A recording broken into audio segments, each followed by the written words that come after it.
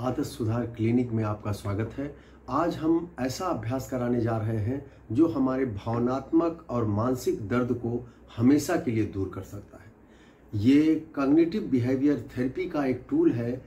Acceptance and commitment therapy से हम किस तरह अपने मन और शरीर के दुखों को दूर कर सकते हैं और दर्द से मुक्त हो सकते हैं। आइए इसका अध्ययन करते हैं।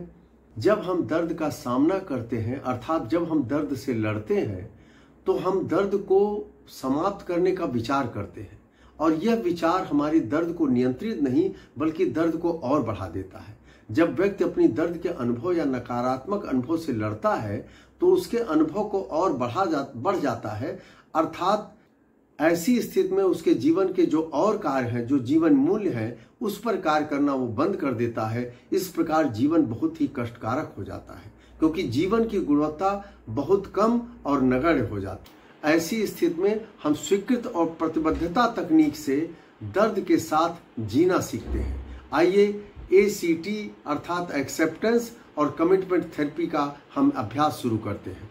यहाँ हम देखते हैं कि दर्द की चिंता से, दर्द की लड़ाई करने से दर्द का बढ़ जा रहा है और इसके विपरीत हम क्या करते हैं कि दर्द को एक्सेप्ट करते हैं, अर्थात दर्द को उसी रूप में, किसी घटना को उसी रूप में जो हमारे शरीर के साथ, चाहे एक्सीडेंट हुआ या हमारे शरीर में कोई विकार हुआ, उस दर्द को हम एक्सेप्ट करते हैं, सहर्ष स्वीकार कर सकते हैं। यहाँ दर्द को स्वीकृत करने का अर्थ यह कतई नहीं है कि दर्द को सहना या दर्द को से अंदर परेशान होकर के उसे शारीरिक कमी के रूप में दर्द में स्थापित करना और दर्द को सहते रहना, यह मतलब बिल्कुल नहीं है। यहाँ स्वीकृत का अर्थ सिर्फ यह है कि अब हम उस दर्द से लड़ाई करने का, मानसिक स्तर पे दर्द से बचने का प्रयास बंद कर देते हैं।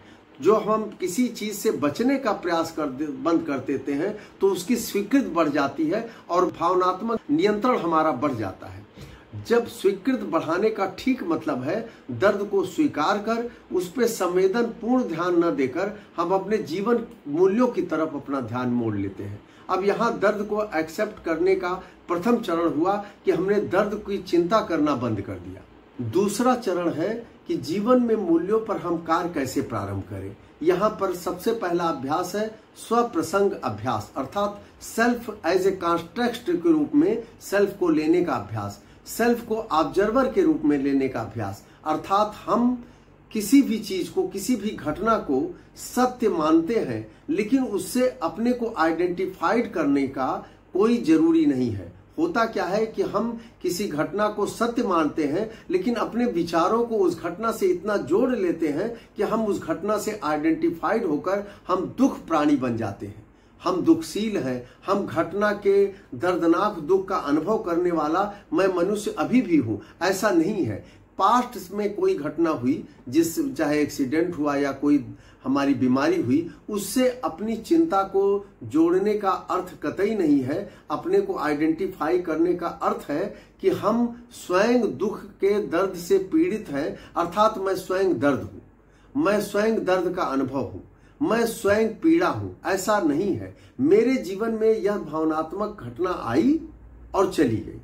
यहाँ भावनात्मक यादें, नकारात्मक विचार या नकारात्मक घटनाएं आकर घटी और चली गई।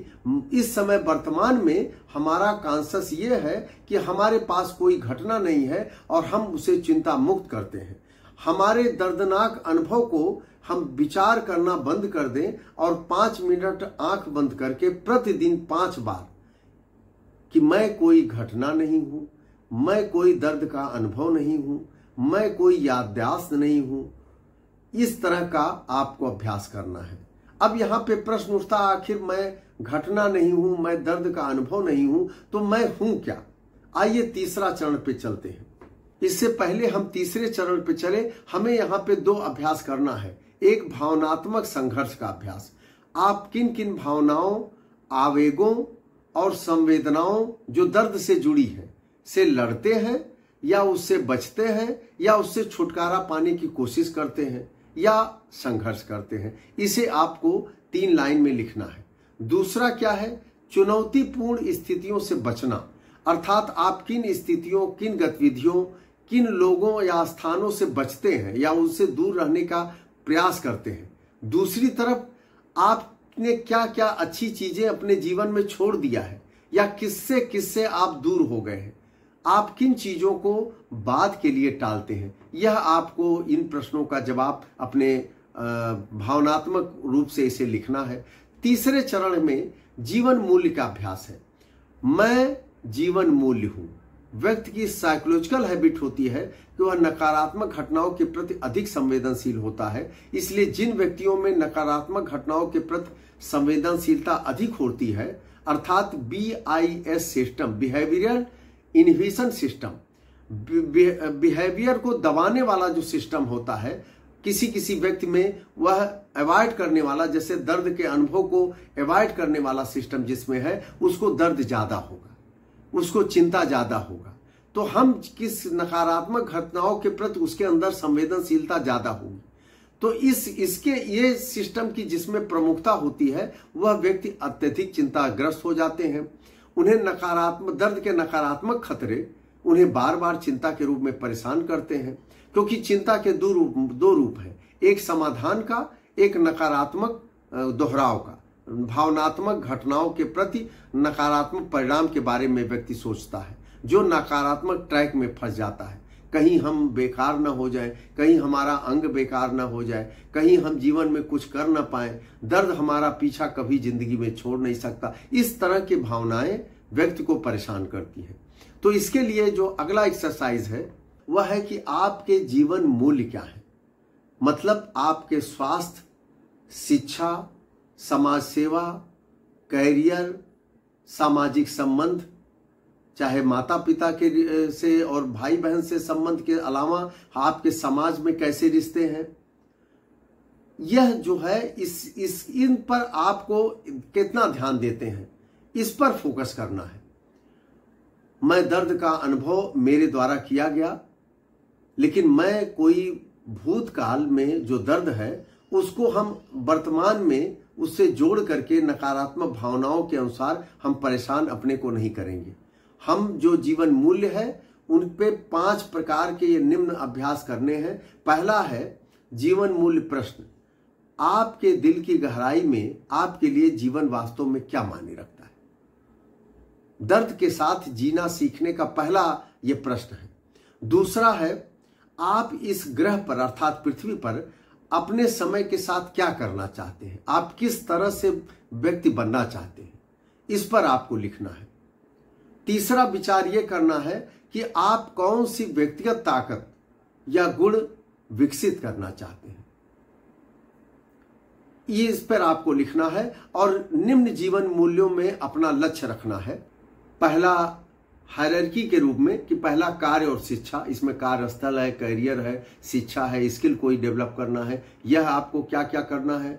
संबंध, आपके बच्चे, माता पिता, रिश्तेदार, मित्र, सहकर्मी से आपका संबंध, सामाजिक संपर्क कैसा है। व्यक्तिगत विकास, स्वास्थ्य, इसमें आध्यात्मिकता, रचनात्मकता, जीवन कौशल, ध्यान, योग, प्राणायाम। इसके साथ साथ आपकी गलत आदतें जो जोखिम कारकों को संबोधित करना शामिल है, जैसे अधिक भोजन, शराब, ड्रग्स, इसमें आप किस स्तर से इन्वॉल्व हैं। अवकाश, आप कैसे खेलते हैं, कैसे आराम करते हैं, कितना उत्तेजित होते हैं, खुद को अपने मनोरंजन, मौज मस्ती में या रचनात्मकता में कितना व्यस्त रखते हैं, ये क्या क्या गतिविधियां हैं। आप ये इससे लिखने से आपको पता चलेगा कि आपके जीवन मूल्य में आप किस तरह अपने को इन्वॉल्व रखते हैं। अब इस पर 2 प्रश्न है कि आपके जीवन में क्या महत्वपूर्ण है। इनमें से आपके जीवन में क्या महत्वपूर्ण है उस पर आप खुद टिक करेंगे। फिर आप वर्तमान में किसकी उपेक्षा कर रहे हैं। कुछ जीवन मूल्य आपके लिए जरूरी है लेकिन आप उसकी उपेक्षा कर रहे हैं, उसे आपको करना है। और नीचे जो आपके जीवन मूल्य का हेडिंग है उसे 1 से 10 तक रैंकिंग करना है। मतलब सामाजिक संबंध आपका किस नंबर पर है, आपका पारिवारिक संबंध कितने नंबर पर है, समुदाय से संबंध आपका कैसा है, कितने नंबर पे है, स्वास्थ्य के संबंध में आप कितने प्रायोरिटी है, ये प्रायोरिटाइज करना है, कितना नंबर आप इसको देते हैं। व्यक्तिगत विकास के संबंध में आप क्या समय देते हैं, कितना जीवन मूल्य को प्रेफरेंस देते हैं। अपने काम के संबंध में, लेजर, अवकाश, अपने आप आराम मनोरंजन पे कितना समय खर्च करते हैं, क्या उसकी रेटिंग है, आध्यात्मिकता और पालन पोषण मतलब रहन सहन आपका कैसा है, इस पे कितना आप रेटिंग करते हैं। ये इस अभ्यास को करने के बाद जो चौथा अभ्यास बहुत इंपॉर्टेंट है वो विचारों से बिलगाव का अभ्यास, मतलब विचारों से किस तरह से हम नकारात्मक विचारों से अपने मन को दूर करें, इसका अभ्यास, इसे कहते हैं कॉग्निटिव डिफ्यूजन का अभ्यास। वास्तव में जब कोई घटना घटती है और उस घटना से जो विचार उत्पन्न होता है, नकारात्मक विचार, उससे हम अपने को आइडेंटिफाइड कर लेते हैं और विचार को सत्य मान लेते हैं।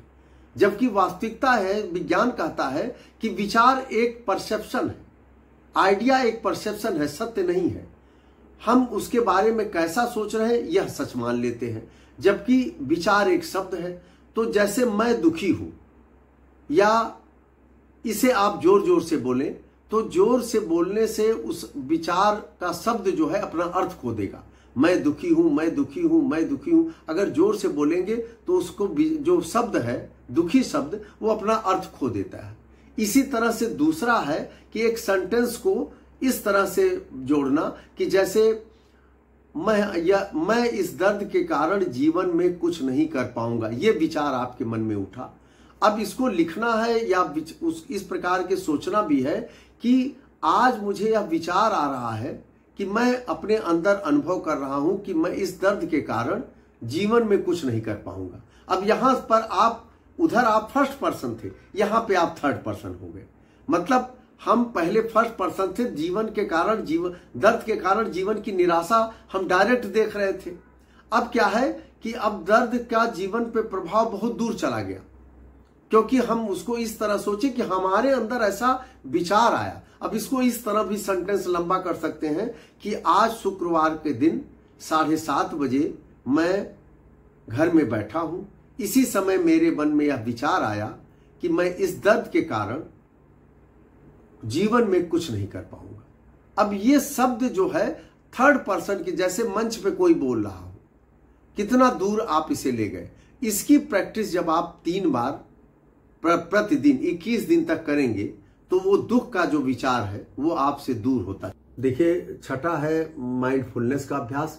यह वर्तमान क्षण में जीने का अभ्यास है। व्यक्ति वास्तव में वर्तमान ही चेतनात्मक रूप से जीता है। वर्तमान ही भविष्य बनाता है, वर्तमान ही भूत बनता है, और भूत भविष्य एक शब्द है, जीवन वर्तमान में ही है। नकारात्मक भावना या अवसाद को पनपने में हमारी अतीत की गलतियां हमें याद कराती हैं। तो भूत और भविष्य दोनों आपको मानसिक रूप से परेशान करते हैं। हमें वर्तमान क्षण की जागरूकता को पहचानने का अभ्यास कैसे करना है? बिना जजमेंटल हुए। मतलब वर्तमान क्षण को जिए हम बिना किसी भी, अगर आप घटना को, किसी चीज को बिना जजमेंटल हुए सोचना सीख जाएं तो ये आपके जीवन में बहुत बड़ी उपलब्धि होगी। बिना जजमेंटल होना का मतलब है कि उसका विश्लेषण हम ना करें, हम चिंता करेंगे, हम उस पे यह ना ध्यान दें कि इसका प्रभाव हमारे जीवन पे क्या पड़ेगा या इससे हम क्या लाभ उठा सकते हैं। तो बिना जजमेंटल मतलब दृष्टा, ऑब्जर्वर के रूप में उसको देखेंगे।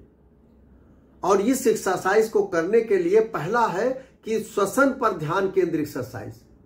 श्वसन करना, पहले जो हम 10 बार श्वसन एक्सरसाइज करेंगे प्राणायाम का, जो उसमें सांस खींचना, उसे 5 गिनती तक रोकना, 6 गिनती तक खत्म करना, फिर 4 गिनती तक रोकना, फिर उसे 6 गिनती तक सांस लेना, फिर रोकना। तो ये इस तरह से हमें एक साइकिल के रूप में श्वसन का 10 बार करना है। और उसके बाद अपने शरीर के अंग का स्कैनिंग करेंगे, आंख